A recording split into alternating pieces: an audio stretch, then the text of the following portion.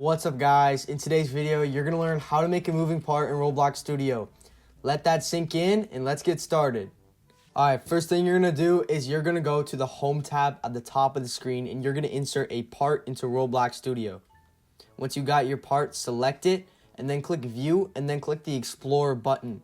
Once you've done that, open the Explorer tab and go to the part and then click the plus button and then click Script. Once you're in your script, just go into the description and paste this in. But don't worry, I'm going to teach you how to use it. So basically, inside this for loop, we are saying how many times we want to repeat this movement. So the first number here, which is 1, means what we're starting at, and 100 is what we're ending at. And 1 is the increment. So basically, in the lightest terms possible, in my opinion, if you want to change how many times it repeats, if you only want this to repeat 10 times, then just put 10. If you want to repeat 100 times, put 100. Okay, next. How fast you want the part to move, just switch the task.wait and put a different second in. For example, if I put 1 second in right here, this will make it move 1 second at a time. But I want to be a little more quicker, so I'm doing 0.5. Alright, next, basically, the moveForwards equals moveForwards plus 1. This is how much do you want it to move forward on the X, Y, or Z axis. So basically, I have the moveForwards variable inside the CFrame. So it is actually inside the Z axis. So if I go and test this right now, it moves along the Z axis just like this.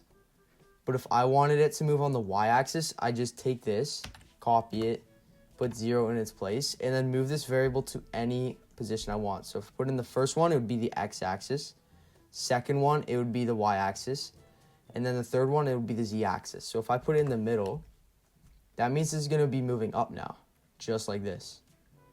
Alright, so the next trick I'm going to teach you is if you wanted it to move in reverse, go to this variable where you're adding +1 to the increment and -1. This is going to basically make it go reverse on the axis you want. So for example, if I put this moveForwards on the z-axis, just like this, and then I replace it with a 0, and then I go and test it, it's going to be moving in reverse, just like this.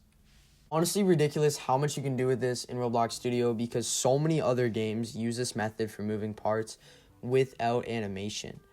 Now, I can't cover it all in one YouTube video because there's just infinite amount of things you could do with it.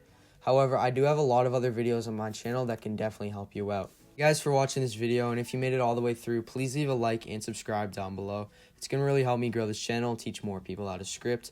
And if you want to see any content ideas or if you have a question, drop that down in the comments down below and I'll be sure to respond. Thank you for watching and have a great day.